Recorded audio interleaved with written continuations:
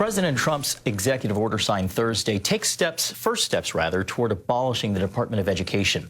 Republican lawmakers are already at work trying to back it up with legislation. The administration's stated goal is to restore education authority to the states. And this week, the Texas State Senate passed a bill requiring the 10 Commandments be placed in public schools. It still has to pass the House before becoming law. Opponents argue the bill violates the First Amendment. Still, more than a dozen other states are pursuing similar measures. CBN's Paul Petit reports from Texas. This is Food Lessons family. Thank you for the great message last night. Adam Althouse believes his 16-year-old son Dylan and other Texas high school students would benefit from daily seeing the 10 Commandments in their classrooms. They can look at it. They could say, maybe go home with their parents and say, what does this mean? What does, shall not covet thy neighbor's wife? What does that mean? So put the thought in their mind. Texas is joining at least 14 states where legislators want to reintroduce Christian principles in public school spaces. Posting the 10 Commandments in our public school classrooms allows students to have an understanding and an appreciation for our heritage, for systems of law, and the connection of the 10 Commandments to Western civilization. Jonathan Sines, an attorney with the group Texas Values, helped draft the Texas bill. We're confident with the recent election results that this is what voters want. They want to make sure that we preserve our values and that we teach about these things in our public schools, and we get back to basics. Lawmakers in these states are also seeking to take advantage of the political shift and Supreme Court rulings, opening the door to more religious expression in schools. God is mentioned in the Declaration of Independence. It's on our money, in music, like God Bless America. It's in our literature, and it's in the pledge to the flag. Why would we not mention God in our schools? The courts need to understand that by removing God, they are replacing it with nothing. Opponents, including the ACLU and others, however, argue such measures violate the First Amendment. This is clearly outrageous. This is not religious liberty. This is religious tyranny. Louisiana became the first state to mandate displaying the 10 Commandments in classrooms. Freedom from Religion Foundation is among those challenging that law. It's up to parents to indoctrinate or not their children or expose them to whatever so-called holy books they want or whatever edicts or mandates they think are true, but not for our public schools. So, of course, we're very alarmed at all the copycat legislation. State legislators here in Texas believe their bill will stand up to scrutiny following a 2022 Supreme Court case that ruled a Washington State high school football coach had the right to pray on the field immediately after football games.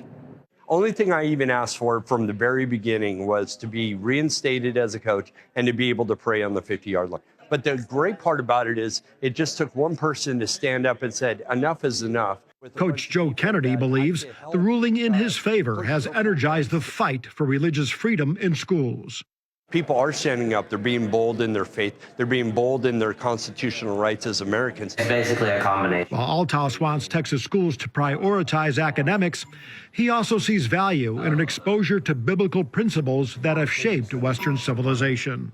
I think being there in the schools is important. I think it would be good to have in the schools. If it's good enough for the Supreme Court also to display in that courtroom, should be good enough for a public school classroom. In Texas, Paul Petit, CBN News.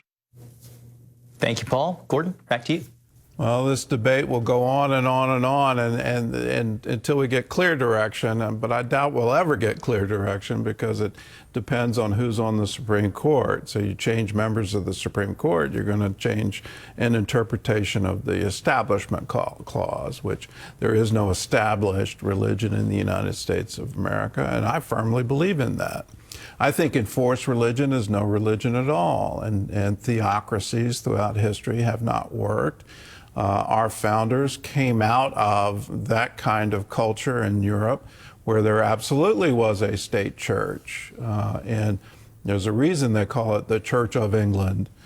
These were state funded. There was required taxes to be paid to it. Required observance, all of these things they thought was against the very basic concepts of liberty. But on the other side, when you don't teach children anything, what you're doing is inducing chaos into our culture. where now everything is open to question, everything is debatable, and are there standards, and people can sneer at Christians and ridicule them fairly openly in our educational system. So when we look at this, let's keep in mind a study that was done by MIT that proved that when you hold people accountable to a standard, and you tell students who are taking a test, you either have them read the 10 Commandments, or you have them say, you know, I understand there's an honor code and I will live in accordance with the honor code. It was amazing because MIT had no honor code, but when in the classroom, when you tell them, well, MIT has an honor code, they believed it. And what happened is they became better people. And that's the whole point. Are we trying to have our children, the generation coming up, do we want them to be better people?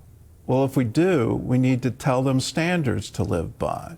The 10 Commandments is a really good starting place for that. Things like don't murder people, don't steal, don't bear false witness. All of these things need to be part of any culture of honor where we can actually trust each other. If we have no standards, well, then if anything goes, well, then absolutely anything will go. Let's have some standards, and in that, we'll have a better generation coming up. Are miracles real? Let's investigate. A lot of skeptics will say, well, miracles are impossible. Why? Because they violate the laws of nature. You can't violate the laws of nature. I looked at my hand that was clutched. I said, hand move. We got the 2125. Hallelujah! He's dead. It's over.